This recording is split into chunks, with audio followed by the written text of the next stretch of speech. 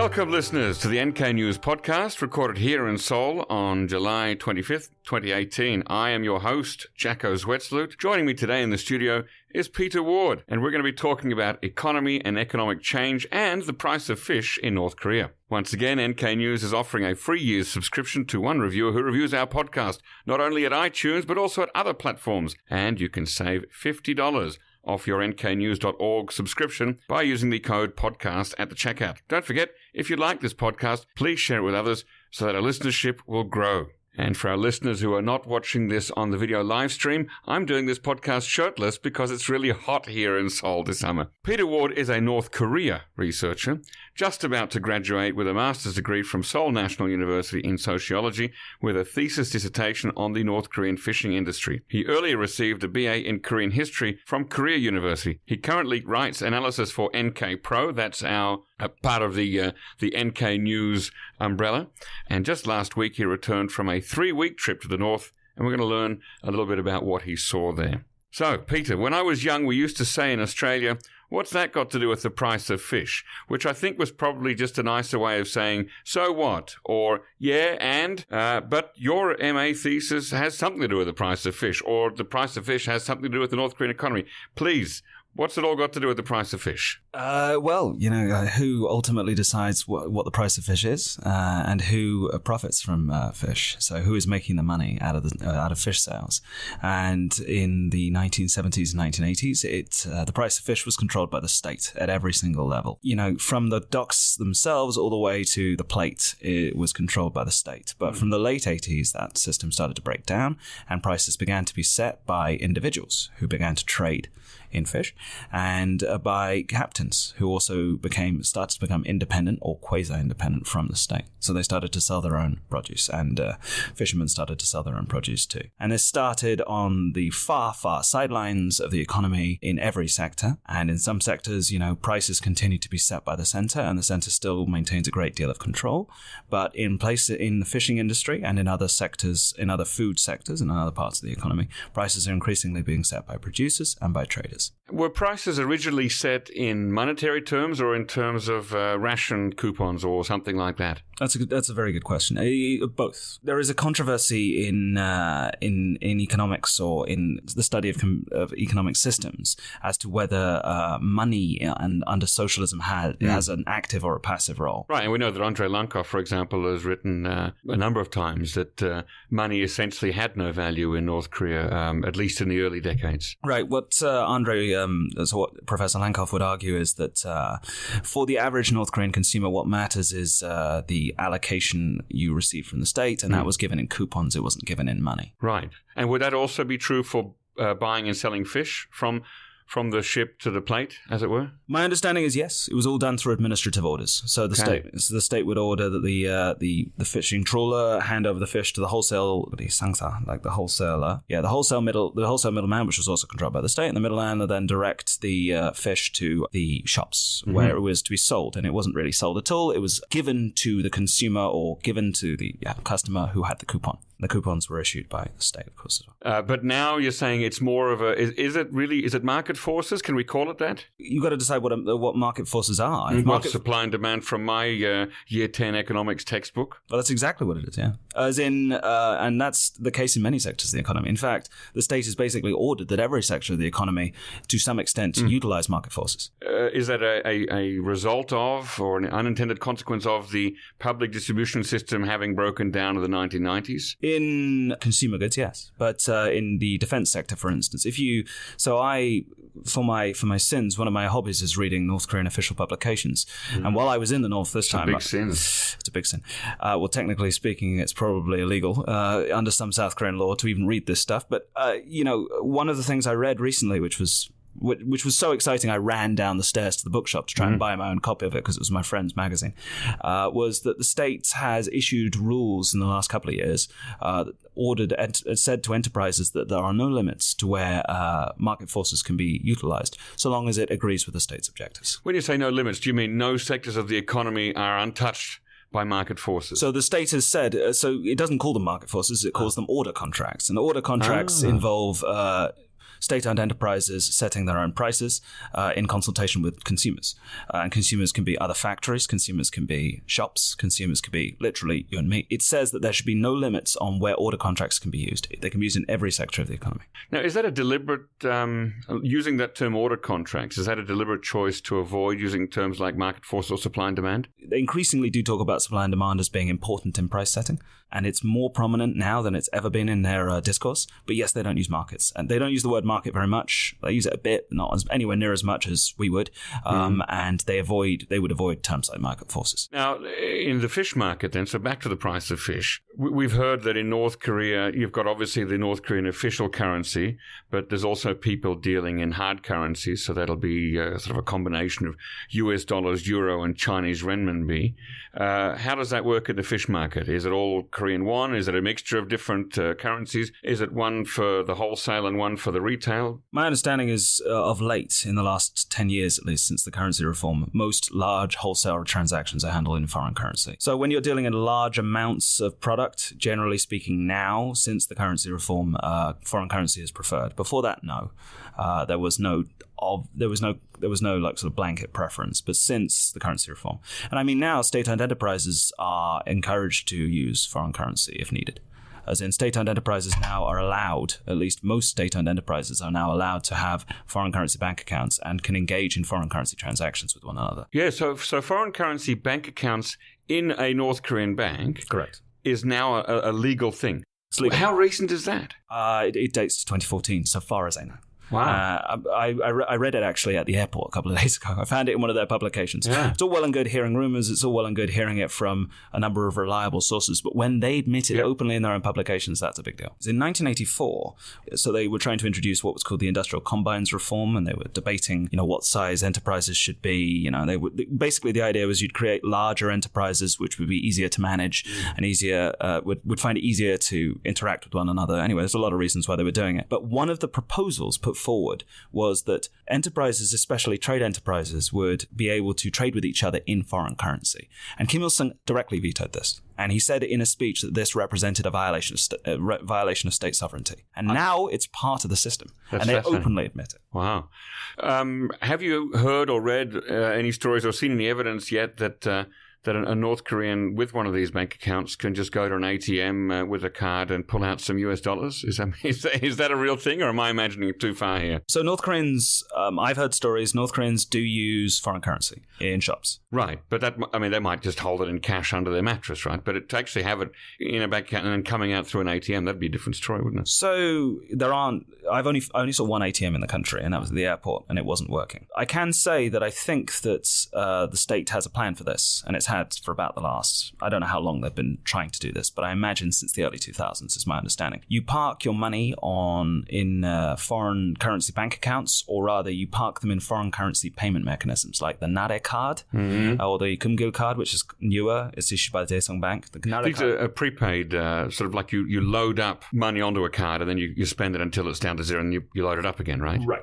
So you take your foreign currency and you park it on one of those cards. That's the idea. Whether they also have whether the average citizen is also encouraged to have foreign currency bank accounts, I've not seen any direct references to that. Maybe they are. Now, having this go on, I mean, this must imply a certain level of trust in North Korea's banks and state institutions. Tell us a bit about the failed currency reform, or at least the effects of the last currency reform and how people reacted to that. Well, I can only tell you what is already widely known. I don't research it myself. I can tell you what researchers say, which is basically that it was catastrophic for sort of medium level capitalists in the system. So, the really, really big people who were making a lot of money were fine because they held most of their money in foreign currency. So people who owned, people who owned 4 or 5 ships are probably fine. Right. But people who, were successful wholesale dealers and were just dealing in fish, maybe smaller scale successful wholesaler dealers, got a couple of freezers at home kind of thing in the fish market. Or, if you're a garment trader, then you've got, several, you got a pile of clothes, you got a whole room dedicated to clothing, but you don't have like your own warehouse. Those people were wiped out by the currency reform because they had massive domestic currency holdings, most of which they were not allowed to exchange, right? So there was a very set limit on the amount of money you could exchange. So the effect was that people who already had a lot of foreign currency were rewarded, and people who didn't have a lot of foreign currency were encouraged to use foreign currency for their holdings of cash in future. Was that an unintended consequence of, did the government want this? I think that what they wanted to do was expropriate the nouveau riche and give the money to the working class. And you can see that in, the industrial working class, as it were, who they think of as being their, support base.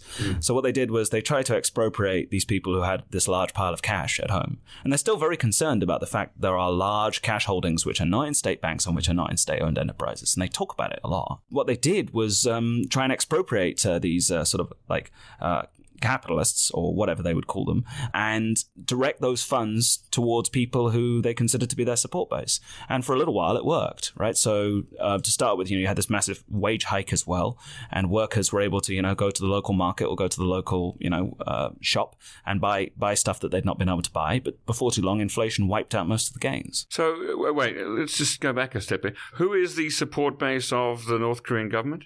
From the North Korean government's perspective, the main people it has to worry about, I suppose, are workers who don't have real jobs in the industrial economy. Their factories are not able to, obtain supplies and not able to produce something which has any value in the North Korean market or in overseas markets. These are the people they have to worry about, and they were worried about them back in the late 2000s, at least. Less so, I think, now, but that's at least who they were targeting back in the late 2000s. But other people who I talked to would say that the real support base of the North Korean government are the either the nouveau riche or the donju, the people with the money, the elites. That if they lose the support of those people, then the state is teetering on the brink of disaster. I would agree with that. I would just say so are there two support bases? I was not trying to imply that the people who they were trying to help in 2009 were necessarily the people who actually maintain the system. So maybe that's maybe I misphrased that. Now, you've recently, as I said, you've come back from 3 weeks in North Korea. What did you see that is relevant or useful to your economic research? Just that the system that is described in their laws and in their official publications does seem to have been implemented, and people are not scared about talking about it. It's not a secret that order contracts are everywhere, and it's not a secret that competition is everywhere. Domestic enterprises are encouraged vigorously to compete with one another, and you go to shops and you see lots of different competing products. Many different brands of soft drink, for instance, or many different brands of tin fish, and it's all on display. And you can mention it to people, and it's not something people are ashamed of. If anything, it's the new system. So many aspects of the new system are openly discussed, even with people like me. Were you able to visit a market, a Jangmadang, even the Tongil-Shijang in Pyongyang? Actual residents, foreign residents of Pyongyang can go to Tongil Market. They can also sometimes go to other markets. Obviously, we drove past them. We stopped outside one in off hours because it's very near a place we were going to see. In fact, we stopped outside two at various different times. I saw three, but I didn't go inside any of them. But, they look like department stores. As in my image of a North Korean market is, sort of rather ramshackle. So these are not stalls? They're like department stores. They look like department stores, from the outside at least. They're very impressive, nice buildings. And that dates from the mid-2000s. The early to mid-2000s. And the state, I have actually seen official references to why they did it. While I was in the country, I was reading a book which you can't obtain outside the country, but is not secret. It was on a bookshelf. I have not been able to find it since I left the country. But I saw an entry on this whole sangjamhwa, is what they call it in Korean, which is like literally creation of like shopization. Like the shopization. And they explained... It's interesting. When the North Koreans don't want to describe something they want to talk about something, a sensitive topic, but they want to be, when they want to talk about it, but they don't want to say anything that could be incriminating, they just talk about it in general terms, right? So they talked about why something like shopization would be done. And they explained it was for hygiene purposes, it was to create order, etc. So for those of us who are trying to understand the North economy as it functions today, where should we begin? You got to ask who sets the prices, and you got to ask who makes the money. As in a lot of people think of North Korea's economy as primarily being designed to serve the Kim family. And I'm not going to deny that the Kim family have a very extractive and rather brutal, a very extractive and brutal regime, and the economy does serve their interests to some extent. But there is a lot of money in that country that is not going directly into the coffers of the Kim family regime at all. It's going into the coffers of the Tonju, and people who work for them. There are people below the Tonju who are also doing well. And yeah, they have to make compulsory donations to the state and the party, and yeah, they have to pay taxes. But there's a lot of tax evasion in North Korea. There's a lot of people doing well who aren't, directly serving the Kim family regime by doing well. Part of the cash economy, is it? Sort of under the table? Yeah. So one of the obsessions of the regime, even under Kim Jong-un, is trying to get that money out from underneath people's beds and out from underneath the counter and park it in state banks. They're absolutely obsessed with it. And they've been obsessed with it for a long time, but they're taking far more radical measures than they did before. And that would explain also the foreign currency bank accounts too, wouldn't it? Explains the foreign currency bank accounts. It explains the fact that state-owned enterprises are now legally allowed to take loans direct from private citizens, which amounts to, the admission that a private financial market exists. As in there are people who can loan state-owned enterprises money. And that is admitted, it's recognized, and it's accepted. We don't know anything about the rules that surround such practices, but they are legal now.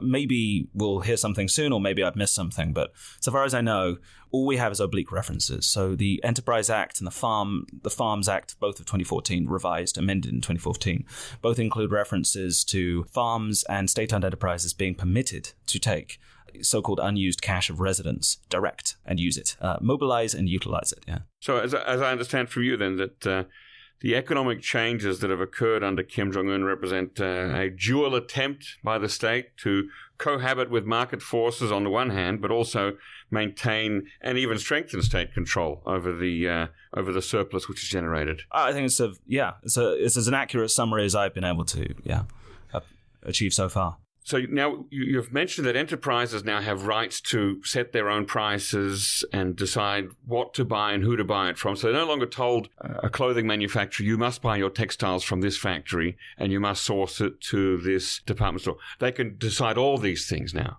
So outside of the state's 5-year economic strategy, enterprises of all kinds are allowed to engage in creating their own plans, creating their own indicators. They still use all of this Marxist, Leninist, Stalinist jargon, which they should. But yes, they're allowed to create their own plans, their own indicators, set their own prices, find their own customers. And that's all down to them. Inside that 5-year economic plan, 5-year economic strategy, which they're currently implementing, you have the indicators, which the state has already drawn up. And those need to be achieved, through all of the transactions and all of that stuff in the same way as before. But when additional supplemental targets are required and additional supplemental things are added, you can yet again use market transactions, and you can engage in all of the things that you just mentioned. So we don't know. The issue is we don't know the line between the 5-year economic strategy, the amount of the economy, the amount of GDP which is taken up by that 5-year economic strategy, and the amount of the economy or the amount of GDP that is taken up by enterprises making their own decisions. We don't know. Okay, so there's still a dual track then. Absolutely. Right. Now, I'm interested in why you said that they should still use Marxist words and phrases. So 6 years ago, I wrote a column for Asia Times, and I'm still very proud of it. But I basically said that, if the North Koreans want to reform their economy, they're going to have to reform it whilst trying to make it sound like they're not reforming their economy. And that's exactly what they're doing.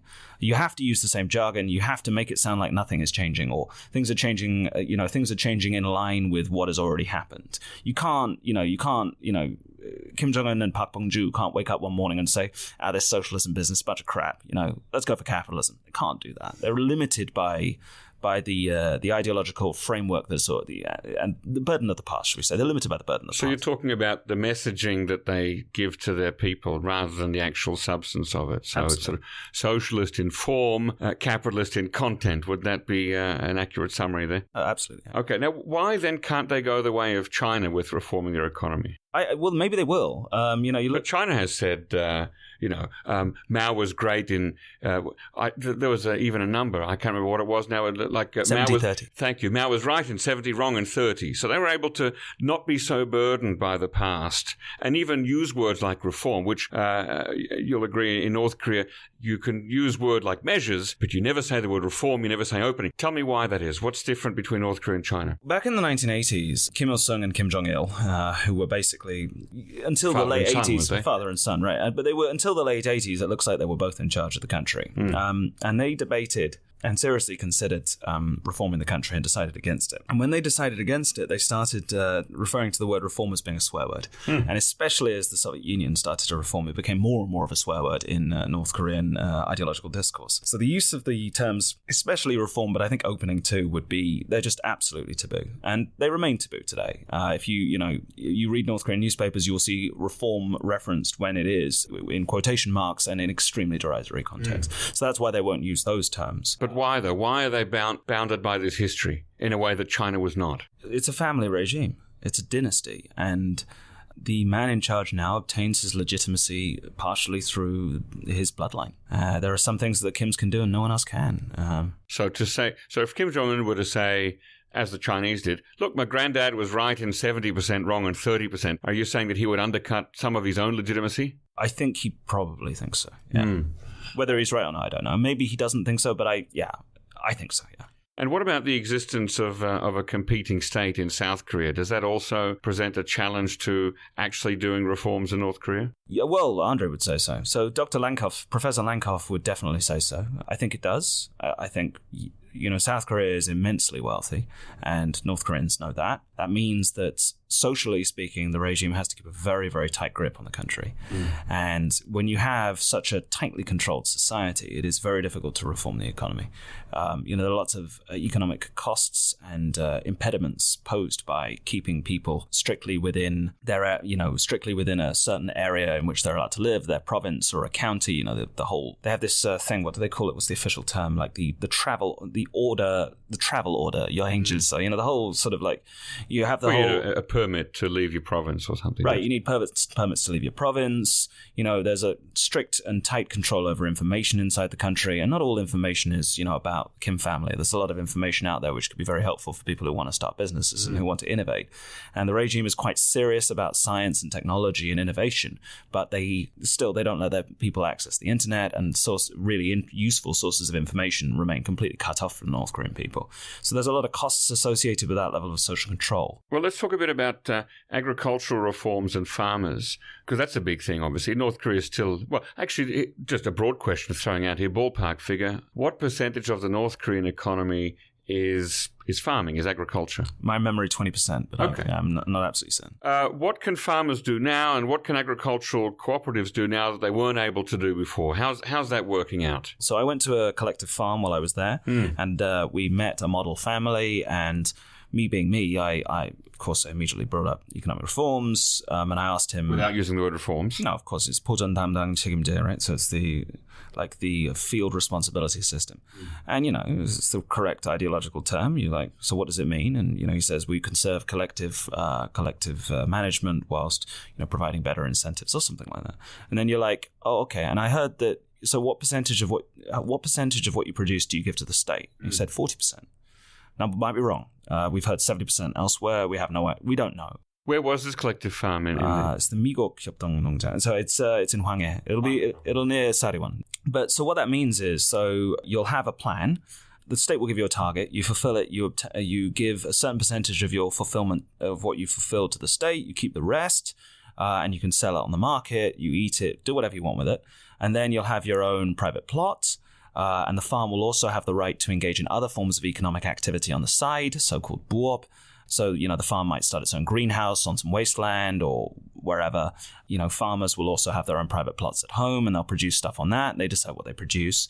And all of that is decided at the farm level, and farmers get to decide what they do with what they produce outside of their plan. To a certain extent, weren't there always private plots, and farmers were always allowed to have a little surplus on the side to either use for themselves or give to somebody or trade or barter or maybe even sell? So what really is new here? Is it just the amounts that are new? So what is new, first of all, is that, first of all, the work team has been shrunk. So the number of people who work together for a plan is much, much smaller. Although I heard the guy who I talked to said the work team hasn't changed. There are other sources that say differently, including inside the country. And if that is true, wouldn't that mean that there are suddenly, large amounts of people effectively jobless roaming the countryside looking for work? No, it just means that the number of people who work in one team is smaller. So there's more incentive to work hard. If you're working with your family, you work harder, you farm more, you produce more, you next, you're paying effectively a tax to the state and keep the rest, as opposed to what used to happen, which was everything you produced went to the state, and then the state gave you a ration. And the ration was fixed regardless of what you produced. Okay, which meant that the incentives were low, so the output was low. Right. This is that old joke about Richard Nixon going to China, and he's taken to see a large factory, and he says to Mao Zedong, or the other one, Zhou Enlai, he says, it's a huge factory. How many people work here? And Zhou Enlai says, about half. It's very good. It's exactly that. So you have a problem with, you have a problem with a lot of free riders. Loads of people are just not working very hard. And then you have a problem with the fact that the state's going to give you the same regardless of what you do. So what's the point of working hard? So now with the small teams and more autonomy over what they're allowed to do with the surplus, you're saying that there's actually more output and there's more work being done. They get to control their surplus. At least that's the principle. In practice, of course, there's a lot of rent seeking, there's a lot of theft, there's a lot of bribery. All that. I've heard, you hear stories. But at least in principle, what they're doing now is they're saying to farmers, whatever you produce, you get to keep a percentage. So produce as much as you can. So that's one way things have changed. Another way is at the farm level, the overall farm level. Farms have been given freedom to invest in different areas. So, obviously you'll still have your plan to produce rice or corn, but on the side, you can borrow money and start a greenhouse. Households have been, I've heard that private plots may have been expanded. I'm not sure about that, but at least what you farm, there's no limit on what you're allowed to sell and how you sell it, right? So in the past, there were bans on the sale of grain in private markets. Those bans no longer exist. So if I, farm corn or rice, once upon a time, if I farmed that, I couldn't sell it at the market legally and I could be subject to sanction. Now, there's no such ban. Now, if these farms are able to borrow money from private individuals in order to invest in something, that has a lot of knock-on effects, right? It also means that they're obliged to pay back these loans, that governments will somehow, if not guarantee, at least help enforcing. Are there debt collectors? I mean, what do we know about the corollaries of any of this? Unfortunately, is we don't there know bankruptcy? Is bankruptcy a thing now in North Korea? Like, what if you borrow money to build a greenhouse, but then there's a bad hailstorm and the greenhouse is destroyed, and that state-owned enterprise can't pay back the money, and can they then appeal to bankruptcy court? I mean, there's so much. I'm getting excited just thinking about it. I don't even like economics. Me too. I'm really excited. No, what I can tell you is that these issues are not discussed in practical terms in open access publications. What that means is they don't ever reference cases, but they do talk about these issues in abstract. So we can see that these issues probably do exist because there are professors at, Kim Il-sung University and in the social sciences, the Academy of Social Sciences, who are writing articles for North Korean legal journals about, tort violations and all that kind of stuff, contract-related stuff, liability, bankruptcy, although not individual bankruptcy. I've not seen anything. But, these issues are discussed, but only in abstract because they are highly sensitive. Okay, now what about the retail sector? You've got state-owned enterprises running shops in Pyongyang. Is it decentralizing? What's happening in the retail sector in general? The retail sector is, yes, it's at least it appears to be very, very decentralized. So you have order contracts and you have sales contracts, and they are basically two sides of the same coin. An order contract is where you order something, and a sales contract is where you agree to sell something. You either agree to sell something to another state-owned enterprise, or your enterprise agrees to sell it through or to a shop.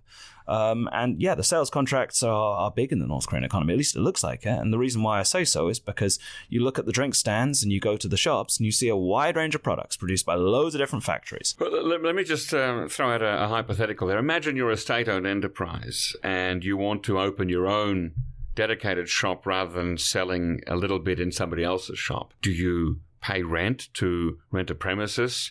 Is there a company you can go to deck out the interior of your shop and make it look all nice? Are there sign writers? I mean, how does that work? All of those things. So, who do they pay rent to, for starters? You asked three great questions. Yeah. So, first of all, rent is paid to the state, and it also will be paid to people who are maybe leasing you the land. So, it could be the local people's committee. It could be the person who actually, if you're renting premises, it might be the person who has nominal owner, whose enterprise has usage rights over the premises. Signs, absolutely. I don't know how vague I have to be in reference to this, but I met someone who was making something like a sign for their enterprise while I was there. And I asked them how they did it, and they said, we just contact the designers, we draft an order contract, they put the thing together, we look at the product, we pay. It's as simple as that. And that's a state enterprise to state enterprise transaction. There's no price committee involved, there's no planning committee involved. Your department inside your enterprise will get permission. It will issue permission to do that, and then the sub-department, the thing that's underneath it, will do that. So that was, what was the other one? What was the last question? Interior decorating. Oh my God, that's such a great question. So while I was inside the country, I saw loads of shops that were selling interior decoration stuff. I initially saw it and I thought, in South Korea, if I'm reading this correctly, and I think I was, this says construction materials. And no, it meant everything that goes into construction, from bricks to wallpaper, to every fixture that goes in there. Shelving, display cabinets, the whole deal. Okay. Seems so. And there are shops all over Pyongyang selling this stuff. So is the mood there pretty upbeat in terms of we've had these 2 summits and things are looking good for the North Korean economy? The mood there was very upbeat. Everything is obviously thanks to, the Marshal, Kim Jong-un. But the thing about the United States, there was a lot of, a bit of a shit stirrer, so I would obviously ask them about why the posters have come down and why there are no anti-American posters, why there's no reference to, anti-American references in the newspapers. And my guides grinned and they said, you noticed? And I'm like, yeah, I did. And I said, because we're in a new era of relations with the United States and relations are improving and our country, it reflects the new mood, as it were. What's the growth rate of North Korea's economy, and how is that measured? Well, how's it measured? So the Bank of Korea released some statistics a couple of days ago, and I think it was minus 3.7% in 2017 or something like that. So it's actually shrinking then? That's what they said. Whether that's true or not, we don't know. It's extremely rough estimate. So North Korea releases no stats? No, they probably have statistics. How reliable they are, we don't know. And given that Kim Jong-un gave a speech in 2015 where he said the state budget was just an empty piece of paper, I think is what he said. He said that, which is very exciting, which I was very excited to read. We would imagine their statistics aren't very good either. Their economy did shrink last year, so far as the Bank of Korea is concerned, and they're the only people who. And would that be a result of sanctions or anything else? Probably sanctions, yeah. So what's your sense of the lives of ordinary North Koreans, and are they getting better? How does the economy intersect with the life of an average North Korean outside Pyongyang? I think that things are better now than they've been for a very long time. Maybe they were better a couple of years ago than they are now, but that's mainly because of sanctions. The average person is not interested in high politics, and they're quite happy to just leave it alone. So, purges that have occurred at the elite level don't really concern the average person. Economically speaking, at least from my understanding, the system, the country is doing much better than it was even 10 years ago, and a lot better than 20 years ago. Obviously, if they can there are a lot of things they need to fix, and it's a very, very poor country, but it's got great potential, is what I want to say. It has great potential. Can the economy continue to grow without external inputs like foreign direct investment, joint ventures, acquisitions, and that kind of thing? It is the question. It's not a question, it's the question. It's a very, very important question, and it's something I've been talking to people about for a while, because it's a question I'm very concerned about, and I imagine you're very concerned about too. We're all very concerned about it. And, as much as the North Koreans love to talk about self-reliance and the many iterations they have of the term, the general perception is that North Korea's institutional environment creates an upper bound on economic growth for a number of reasons. One reason is that without foreign capital, the country will only go so far, which is the crux of your question: how far can they go? And another reason is that they don't have a reservoir of trust at home, and a lot of people will continue to stuff money under their mattresses. So there's a lot of money that will go wasted or unused, lots of capital that will go unused. But another thing is that the system itself is quite wasteful. As in they have this vast army that's basically a lot of wasted human talent, and they continue to waste a lot of money on ridiculous is a bit too strong, but showpieces, really, isn't it? Yeah. Showpieces and shows, right? The spectacle of statehood. The spectacle of statehood, and you'd think that if they took some of the money they spend on, like for instance, like doing up the Rugyong or, some of the construction projects in Pyongyang, some of which I'm sure are very good. Some of those apartments, I've been inside them, they're nice and all. But, if you took some of that money away from, making the lives of, the relatively speaking, the elite plush, and instead spend it on roads or railways or on, better electricity grid. Imagine what you could do inside that country. And they're not. Or at least then, there seems to be a lot of conspicuous waste. So is there a danger to Kim Jong-un and his system if the economy grows too fast or too much? So this was an argument I think that Hwang Jung-yeop made back in the late 90s and early 2000s that I'm not sure if it was Hwang. I think it was Hwang Jung-yeop, which is the idea that you keep the people in subjection by keeping them hungry. And as if people's bellies get too full, they'll start to ask questions and they'll start to say, well, now my immediate economic needs to be met. What about my political and social needs? I don't know. I think of North Korea, when I was there this time, I felt like I was in a theocracy. And it's like you would never mock Muhammad in Saudi Arabia.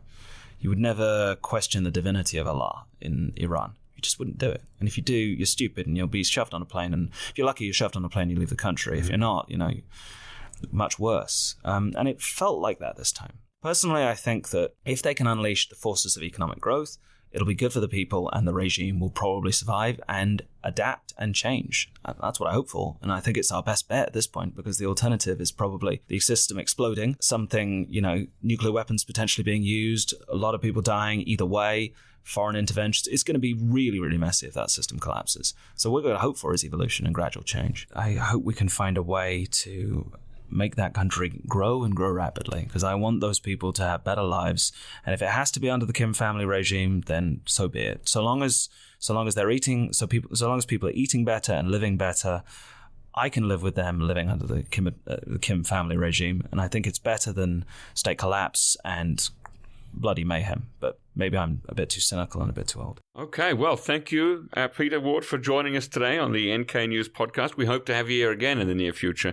Don't forget, listeners, you can listen to all our shows as well as read full bios and show notes on our website, nknews.org. And if you're a subscriber, you can even read some of the pieces that Peter Ward wrote. NK News is the leading repository of North Korean research, news, and analysis, and we hope to see you there. And you can send feedback, comments, questions, or guest suggestions to podcast@nknews.org. Our podcast was produced, as always, by Arias Dare and facilitated by Chad O'Carroll and Christina Lee. Lastly, a reminder that one random reviewer per week will win a free NK News membership, so please review us after listening and you might win. Also, you can save $50 off your NK News subscription by using the code podcast at the checkout. And now, really lastly, share this podcast with your friends, whether you enjoy it or not, because if we don't hit 5,000 subscribers by the end of this year, I might move to become a fisherman in North Korea. Thank you and listen again next time.